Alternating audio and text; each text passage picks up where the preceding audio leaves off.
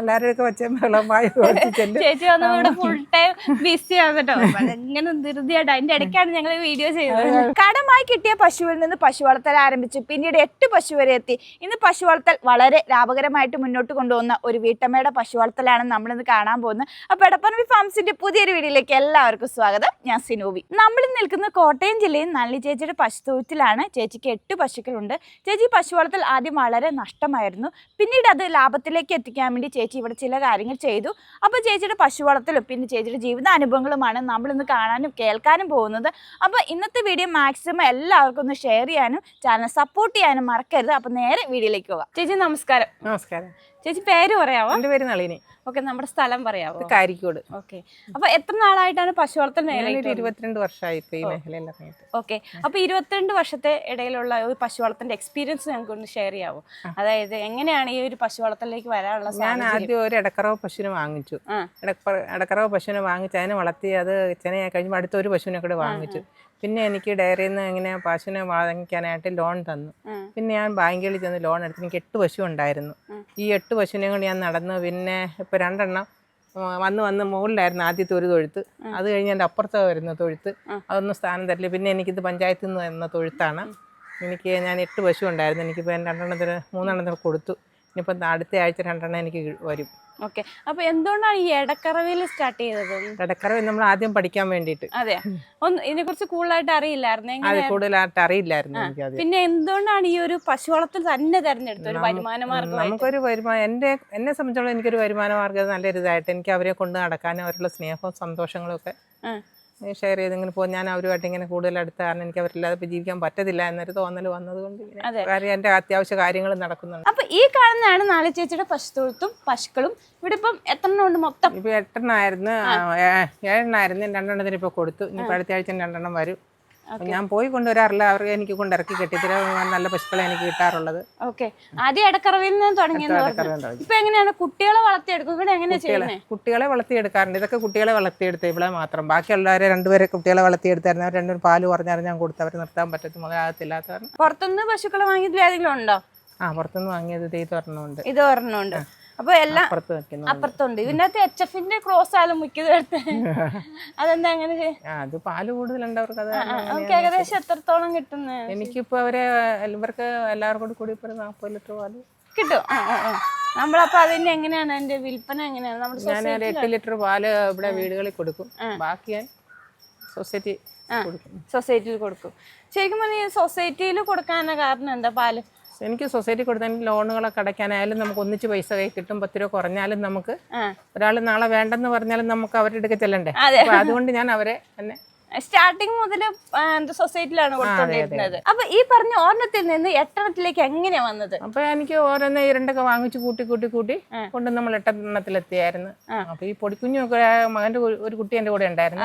അപ്പൊ പോകുന്ന വഴിയെല്ലാം അവനെ കൊണ്ട് പോകണമായിരുന്നു. അപ്പൊ ഞാൻ അവനെ കൊണ്ട് കറക്കാൻ സമയത്തൊക്കെ എനിക്ക് അവരോട് ബുദ്ധിമുട്ടായിരുന്നു. കാരണം 2 പേരെ ഒഴിവാക്കിയായിരുന്നു. പിന്നെ എനിക്ക് 6 പേരുണ്ടായിരുന്നു. പിന്നെ അതിൽ 6 പിന്നെ 9 പേരായിരുന്നു. അപ്പം കെട്ടാനും ഇച്ചിരി ഞെരുക്കമായിരുന്നു.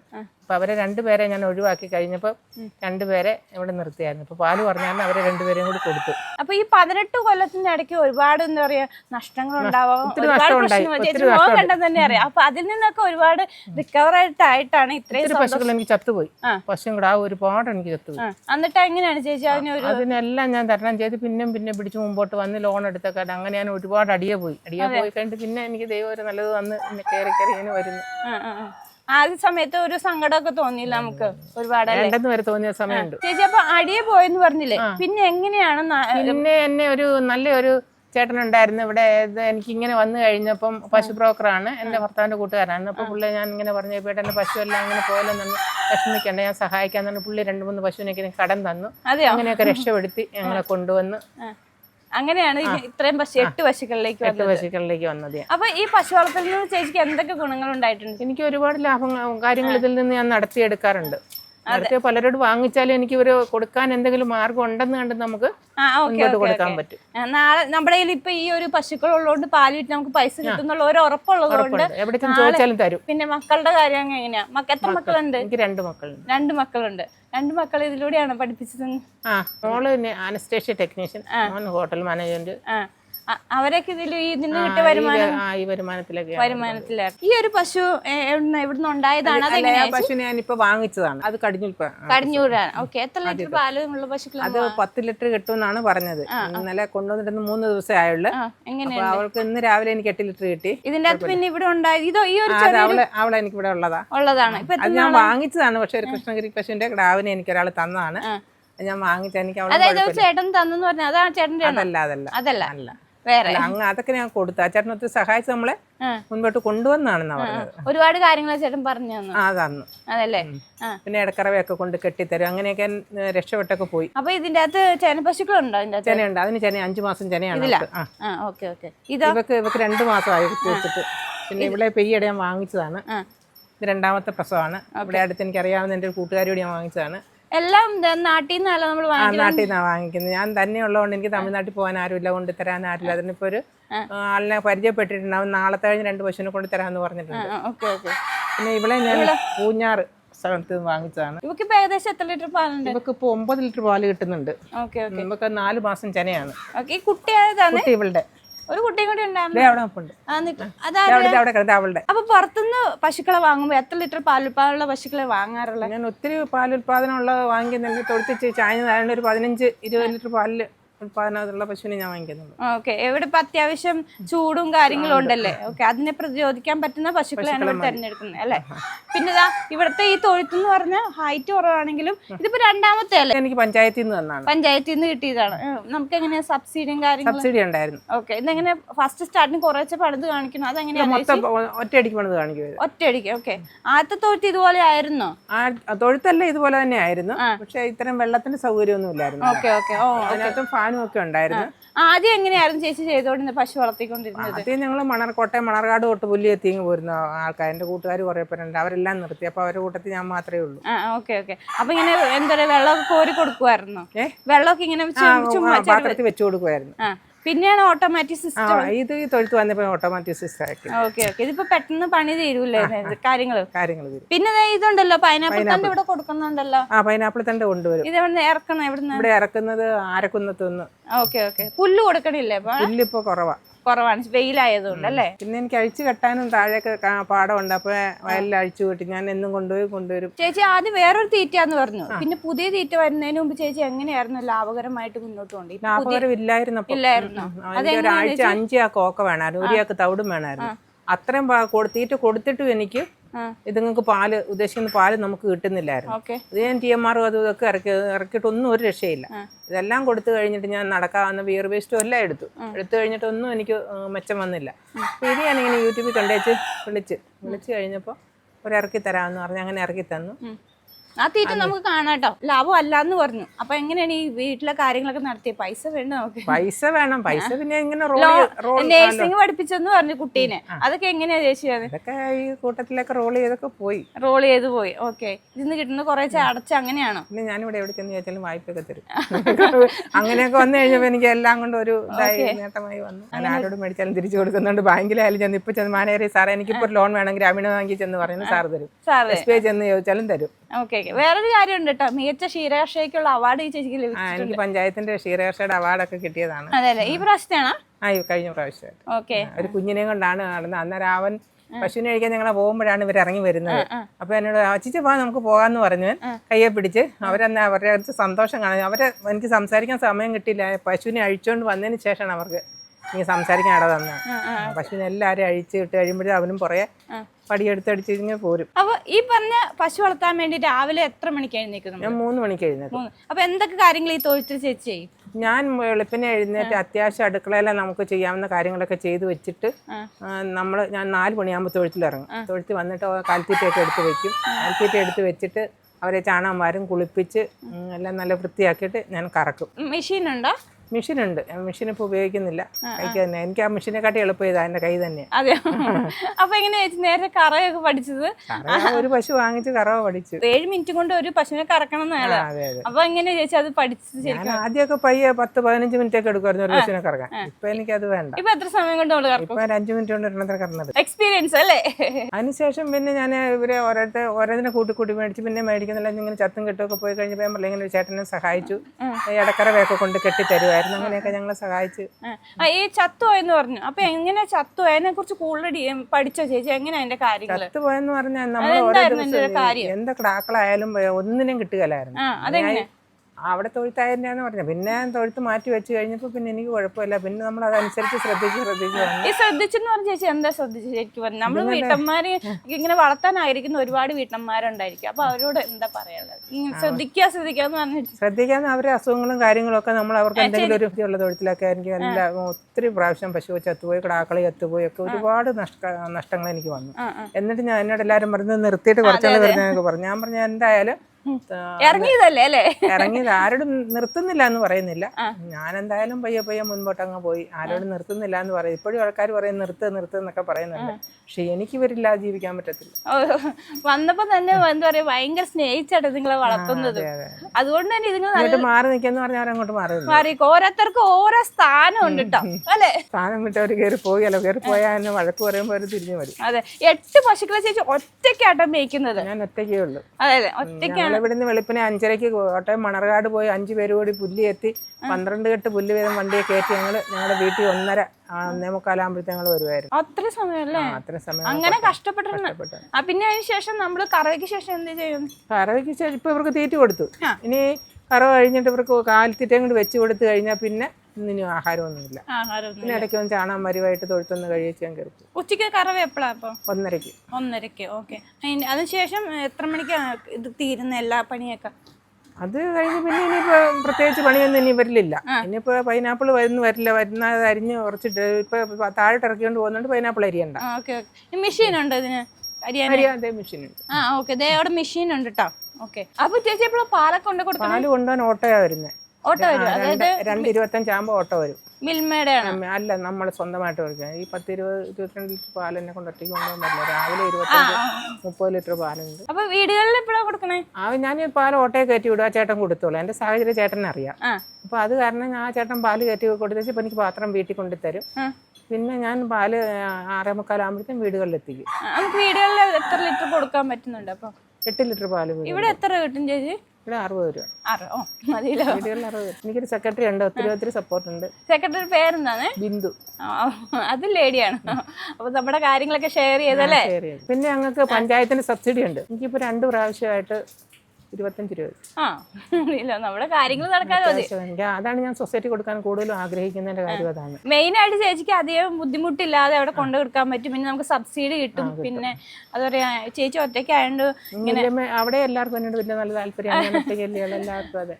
ചേച്ചി ഒറ്റയ്ക്ക് ആയതുകൊണ്ട് എല്ലാവരും സപ്പോർട്ടാ അല്ലേ? ചേച്ചി അപ്പൊ ഇവിടെ പൈനാപ്പിൾ ഉണ്ടല്ലോ, പിന്നെ ഇവിടെ കുറച്ച് പുല്ല് വെട്ടിയിട്ടുണ്ടല്ലോ. ഒരാളെ പുല്ല് പൈനാപ്പിൾ തിന്നുന്നില്ല. അത് കാരണം അയാൾക്ക് വേണ്ടി മാത്രം പോയി പുല്ല് വെട്ടിക്കൊണ്ട് വരും. ഇയാള് മാത്രം തിന്നില്ല? അതായത് പുറത്തുനിന്ന് കൊണ്ടുവന്നോണ്ടാണോ? ഈ അടുത്ത് വാങ്ങിച്ചോണ്ട് പുതിയ പശു ആയതുകൊണ്ട് പൈനാപ്പിൾ തിന്നും. അതുകൊണ്ടാണല്ലേ. പിന്നെ ഈ തീറ്റ മാറ്റുമായിരിക്കൂല കുറച്ച്? അത് ഒരു 2 ദിവസം കഴിയുമ്പോൾ അവള് പൈനാപ്പിൾ തിന്നോളൂ.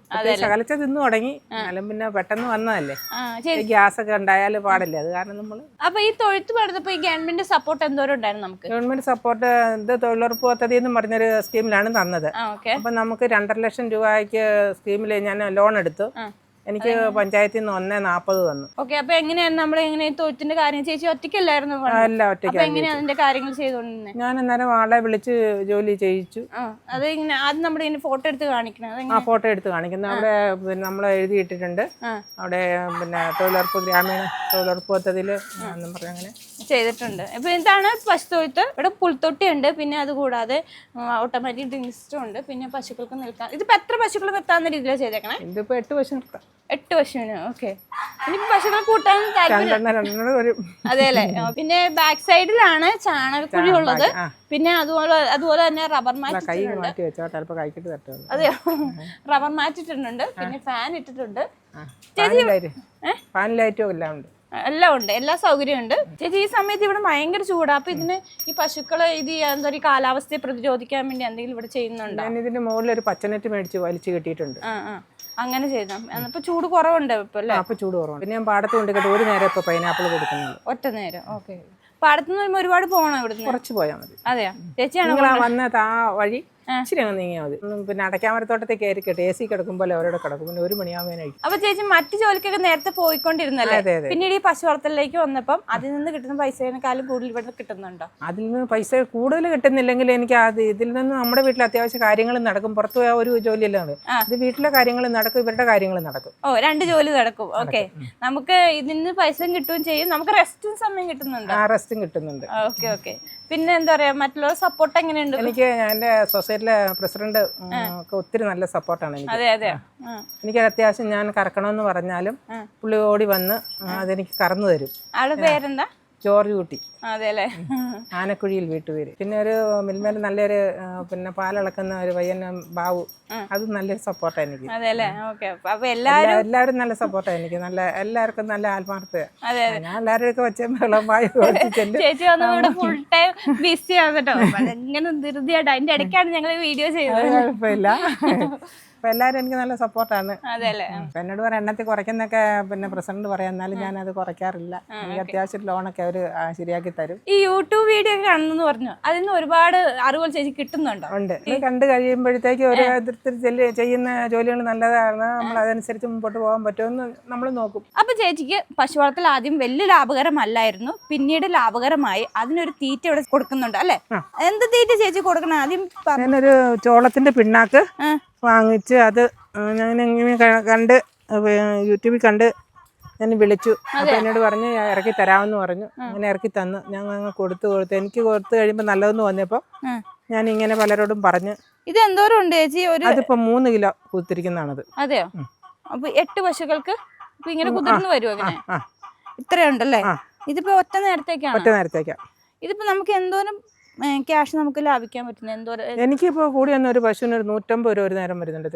അത്രേ ഉള്ളൂ. നേരത്തെ എന്തോരം വന്നുള്ളൂ? നേരത്തെ ഒരു നേരം 4 കിലോ ഓക്കെ 1 കിലോ തവിടും കൊടുത്താലും അതൊക്കെ ഒന്നും ആകില്ല. ഭയങ്കര കരച്ചില്ല. പശു വിശപ്പ് മാറുന്നില്ല. വിഷം മാറാൻ വരുമ്പോൾ നമുക്ക് അതിലൊരു ബുദ്ധിമുട്ടില്ലേ? അപ്പൊ അതുങ്ങൾക്ക് ഭയങ്കര കരച്ചില്ല. അത് കഴിഞ്ഞപ്പോൾ ഇത് കൊടുത്തു കഴിഞ്ഞപ്പോഴത്തേക്ക് ഈ ഇതും കൊടുത്ത് ഈ ഓക്കയും കൂടി കൊടുത്താൽ കരച്ചിലും ഇല്ലൊന്നുമില്ല. സുഖമായിട്ട് കിടന്ന് ഇറങ്ങും. വയറ് നിറയും. നമുക്ക് രാവിലെ പാല് കൊണ്ട് പാലിന് കൊഴുപ്പും റീഡിങ് ടെസ്റ്റും ഒക്കെ ഉണ്ട്. ഓക്കെ. അപ്പൊ ആദ്യ സമയത്ത് എങ്ങനെയായിരുന്നു ചേച്ചി? പാലിന് കൊഴുപ്പൊന്നും ഉണ്ടായിരുന്നില്ല? റീഡിങ്ങിലെ ടെസ്റ്റ് ഇല്ല എന്നൊക്കെ എന്നും പറയും. ഞാൻ വഴക്കുണ്ടാക്കും. ഇപ്പൊ എങ്ങനെയുണ്ട്? വലിയ കുഴപ്പമില്ല. 44 രൂപ കിട്ടുന്നുണ്ട്. 44 രൂപ കിട്ടുന്നുണ്ട് രാവിലെ. വൈകുന്നേരം 48. അപ്പൊ ഈ തീറ്റ എങ്ങനെ ചേച്ചി കണ്ടുപിടിച്ചേ? ഞാൻ യൂട്യൂബിൽ കണ്ടതാണ്. യൂട്യൂബിൽ കണ്ടാലും നമ്മൾ ഇന്ന് പരീക്ഷിക്കുന്നത് എങ്ങനെ പറഞ്ഞാ? ചേട്ടൻ പറഞ്ഞതെന്നെല്ലാം പറഞ്ഞു തന്നു. ഞാൻ വിളിച്ചു. ഷൈജു. നമ്മളൊരു വീഡിയോ ചെയ്തിട്ടുണ്ടായിരുന്നു അല്ലെ? ഞങ്ങള് ശരിക്കും അത് പ്രൊമോഷൻ വീഡിയോസ് വിളിച്ചത്. അതെല്ലേ. അപ്പൊ ഈ തീറ്റ എത്ര നാളെ കൊടുക്കാൻ തുടങ്ങിയിട്ട്? ഞാനിപ്പോ കൊടുക്കാൻ 3-4 മാസമായി. ഇത് എങ്ങനെയാ ചേച്ചി കൊടുത്ത? ഒറ്റയടിക്ക് കൊടുക്കാറുണ്ട്? അത് എങ്ങനെയാ എന്റെ കാര്യങ്ങൾ? ഇത് കുറച്ച് കൊടുത്തു. അപ്പൊ ഒരാഴ്ചത്തേക്ക് ഞാൻ ഓക്ക കുറച്ചില്ല. ഓക്ക കുറയ്ക്കാതെ അതേ രീതി അളവിലങ്ങ് പോയി. അത് കഴിഞ്ഞ് ഇപ്പൊ ഞാൻ 1.5 കിലോ ഓക്കെ, 1/2 കിലോ തവിടും ഇത് 1 കിലോ വെച്ച് ഒരു പശുവിന് കൊടുക്കും. ഓക്കെ. അപ്പം ഇത് കൊടുത്തിട്ട് പാലുൽപാദനം കൂടുന്നുണ്ട്. പിന്നെ മെയിൻ ആയിട്ട് ചേച്ചിക്ക് പൈസ കുറവ് കിട്ടുന്നുണ്ട്. 2 ആൾക്ക് ഓക്കെ എടുത്താൽ മതി എനിക്ക് ഒരാഴ്ചയിൽ. അപ്പൊ ഈ കാണുന്ന തീറ്റ ഒരുപാടുണ്ടെന്ന് തോന്നുന്നു. ഇത് എന്തോരം ഉണ്ട്? 3 കിലോ ഉണ്ട്. 3 കിലോ ആയിട്ട് ഇതിപ്പോ 8 പശുക്കൾക്ക് ഇരട്ടി ഉണ്ടെന്ന് തോന്നുന്നില്ല? അതെ. കുതിർന്ന് വരുമ്പോ ഇതുപോലെ കിട്ടും. 2 മണിക്കൂർ മുമ്പ് വെള്ളത്തിൽ ഇടണം. എന്നിട്ട് ഞാനിപ്പോ പെല്ലറ്റ് 1.5 കിലോ സുപ്രീമും 1/2 കിലോ തവിട് ഇടും. അങ്ങനെയാണ് കൊടുക്കുന്നത്. 1 കിലോ ഒഴിക്കും. അപ്പൊ സാധാരണ പെല്ലറ്റ് എന്തോരം കൊടുത്തോണ്ടിരുന്നത്? ഞാൻ 4 കിലോ ഓക്കെ 1 കിലോ തവിട് കൊടുത്തോണ്ടിരുന്നത്. അപ്പൊ അത് കഴിഞ്ഞ് പിന്നെ 4 കിലോ ഓക്കെ 1 കിലോ തവിടും കൊടുത്തു കഴിഞ്ഞ് പിന്നെ നമ്മൾ അത്യാവശ്യം ബിയർ വേസ്റ്റ് അതെല്ലാം വാങ്ങിച്ചു കൊടുത്തോണ്ടിരുന്നതാണ്. അതുപോലൊന്നും നമുക്ക് പിടിച്ചു നിൽക്കാൻ പറ്റുന്നില്ല. അത് കഴിഞ്ഞപ്പോഴാണ് ഇത് കണ്ടിട്ട് ഞാൻ വിളിച്ചത്. ഇത് കൊണ്ട് തന്നു. അപ്പൊ എന്തോരം കുറവുണ്ട്? 4 കിലോ 1.5 കിലോ പൈസ. 1/2 കിലോ തവിടും കൊടുക്കും. 1/2 കിലോ തവിടും കൊടുക്കും. ഒറ്റയ്ക്ക് കൊടുക്കാനുള്ള പ്ലാൻ ഉണ്ടോ? അത് ഒറ്റയ്ക്ക് കൊടുക്കാൻ പറ്റത്തില്ല. ഇല്ല അങ്ങനെ പറഞ്ഞല്ലേ. അപ്പൊ ഈ ഒരു തീറ്റ കൊടുത്തിട്ട് ചാണകം എങ്ങനെയുണ്ട്? ചാണകം ഉറച്ചാ പോകുന്നത്. ചാണകത്തിന് ഭയങ്കര സ്മെല്ലായിരുന്നു ഓക്കെ കൊടുത്തു കഴിയുമ്പോ. അതെയോ? ആ സ്മെല്ലില്ല ഇപ്പൊ. ചാണകം നല്ല മറ്റേ അഴിഞ്ഞങ്ങ് പോവുമായിരുന്നു. നമുക്കും കഷ്ടപ്പാട്. എപ്പോഴും കോരി നിങ്ങളുടെ മേലെല്ലാം എപ്പോഴും അളിഞ്ഞാൽ. ഇപ്പൊ എനിക്ക് അവരുടെ മേലെ അത്ര അളിയുന്നില്ല. ഞാൻ കണ്ടായിരുന്നു, ഭയങ്കര വൃത്തിയായിട്ട് കിടപ്പുണ്ട്. അപ്പൊ അത് കാരണം ഞാനിപ്പോ ഇത് കൊടുക്കാൻ തുടങ്ങി. ചാണകം നല്ല മുറിയ പോകും. ചാണകത്തിന് സ്മെല്ലൊന്നുമില്ല. നല്ല രീതിയിൽ മറ്റേ എന്റെ കുഴിയും ചാണകം കോരിക്കൊണ്ട് പോകാൻ തന്നെ എല്ലാവർക്കും ബുദ്ധിമുട്ടാണ്. കിടക്കുമായിരുന്നു. കുറച്ച് കാണാനായി. അപ്പൊ ആ തീറ്റ ഒരു പ്രൊമോഷൻ അല്ല. ഞാൻ ഈ ചേച്ചി അടുത്ത് വന്നപ്പോ കണ്ടപ്പോ പരിചയപ്പെടുത്തിയെന്ന് മാത്രമേ ഉള്ളൂ കേട്ടോ. പിന്നെ ഇവിടെ കാൽസ്യം കൊടുക്കുന്നുണ്ടല്ലോ. ഇതിപ്പോ ബൾക്കായിട്ട് എടുക്കുവാണ്? ഇത് എനിക്ക് സൊസൈറ്റിയിൽ നിന്ന് വരുന്നതാണ്. ഞങ്ങൾക്ക് ഇത്രയാ? സൊസൈറ്റി കൊണ്ടുവരും ഈ കാൽസ്യം. ഞങ്ങൾ അവിടെ നിന്ന് എടുക്കുന്നത്. എത്ര നാളത്തേക്ക് ഉപയോഗിക്കാൻ പറ്റും? ഇതൊരു 10-20-25 ദിവസം കൂടും. അതല്ലേ. അപ്പം നമ്മൾ ആ കുഴച്ച് വെച്ചിങ്ങനെ തീറ്റ കണ്ടിട്ടുള്ളൂ. ആ തീറ്റയുടെ ചാക്ക് ഇതാട്ടോ. ഇതിപ്പം ചെനപ്പശുക്കൾക്കുള്ള തീറ്റയാണിത്. പിന്നെ CSR എന്ന് പറയും കേട്ടോ. പിന്നെ വേറെന്ന് വെച്ചാൽ ഇത് പാലുൽപാദനമുള്ള പശുക്കൾക്ക്. ഇത് 40 കിലോയുടെ ആട്ടോ. ചേച്ചി അപ്പൊ 8 പശുക്കൾക്ക് എത്ര ചാക്ക് എടുക്കുന്നുണ്ടോ ഒരു മാസത്തേക്ക്? ഞാൻ 10 ചാക്ക് എടുക്കും. ആരെങ്കിലും വേണ്ടി ആവശ്യക്കാർ വന്നാൽ കൊടുക്കുന്നുണ്ടോ? അപ്പൊ ഈ തീറ്റ ആർക്കെങ്കിലും ആവശ്യമുണ്ട് ഈ ചേച്ചിയുടെ കോൺടാക്ട് നമ്പർ ഞങ്ങൾ ചാനൽ ഇടുന്നതായിരിക്കും. ഒന്ന് കോൺടാക്ട് ചെയ്താൽ മതി. അപ്പൊ ചേച്ചിയുടെ തൊഴുത്തിൽ ദേ ഇത് മാത്രമായിട്ടാ കാണുന്നുള്ളൂ. ദേ ഇവിടെ ഇച്ചിരി പല്ലറ്റുണ്ട്, അത്രേ ഉള്ളൂ. പിന്നെ പൊടുത്തവള്. ഇതെല്ലാം ഇത് മാത്രമാണ് ഈ പശുക്കൾക്ക് കൊടുക്കുന്നത്. പിന്നെ വൈക്കോൽ എക്സ്ട്രാ വെച്ചിട്ടുണ്ടല്ലോ. വൈക്കോൽ ഇടയ്ക്ക് കൊടുത്തോണ്ടിരുന്നു. ഇടയ്ക്കിടയ്ക്ക് അങ്ങനെ ഇപ്പൊ കൊടുക്കുന്നില്ല. ഇപ്പൊ പാടത്തേക്ക് കൊണ്ടുവന്നാൽ അങ്ങനെ വൈക്കോൽ കൊടുക്കുന്നില്ല. അത്യാവശ്യം എവിടെ പുറത്തൊക്കെ പോകാൻ പറ്റുന്നുണ്ടോ? അത്യാവശ്യം പുറത്തൊക്കെ പോകാൻ പറ്റുന്നുണ്ട്. അതെല്ലേ. ചോദിക്കാൻ കാരണം നേരത്തെ ഭയങ്കര അലച്ചിലായിരുന്നു. ഒത്തിരി അലച്ചില്ല. പിന്നെ ഇപ്പൊ പുറത്തേക്കൊക്കെ പോകാൻ പറ്റുന്നു. അപ്പൊ നമ്മളിപ്പോ നിൽക്കുന്നത് ഇത് ആദ്യത്തെ തൊഴുത്തായിരുന്നു. ഇവിടെ ഇപ്പൊ തീറ്റ വെക്കുന്നതാണ്. അതിനുശേഷമാണ് ഈ രണ്ടാമത്തെ തൊഴുത്ത് ഇതേ നിൽക്കുന്നത്. ഇതിന്റെ ഫുൾ വ്യൂ അവിടെ കേട്ടോ. ഓക്കെ, അവിടെയാണ് ഇപ്പോൾ പശുക്കളുള്ളത്. സ്റ്റാർട്ടിങ് ഇവിടെയായിരുന്നു. ഒറ്റ ഇടക്കറവ് പശുവിൽ നിന്നാണ് ചേച്ചി സ്റ്റാർട്ട് ചെയ്തത്. ഇപ്പോൾ 8 പശുക്കളുണ്ട്. അപ്പോൾ ഇത്രയും സമയം നമ്മൾ കണ്ടുകൊണ്ടിരുന്നത് നളി ചേച്ചിയുടെ പശു വളർത്തലും ചേച്ചിയുടെ ജീവിതാനുഭവങ്ങളുമാണ്. അപ്പോൾ ഇന്നത്തെ വീഡിയോ നിങ്ങൾക്ക് ഇഷ്ടപ്പെട്ടെന്ന് കരുതുന്നു. വീഡിയോ ഇഷ്ടപ്പെട്ടാൽ ലൈക്ക് ചെയ്യാനും ഷെയർ ചെയ്യാനും കമൻറ്റ് ചെയ്യാനും ചാനൽ ഫോളോ ചെയ്യാനും മറക്കരുത് കേട്ടോ. അപ്പോൾ അടുത്തൊരു നല്ലൊരു കാർഷിക വീഡിയോയുമായി ഞങ്ങൾ വരുന്നതാണ്. അതുവരെ നമസ്കാരം.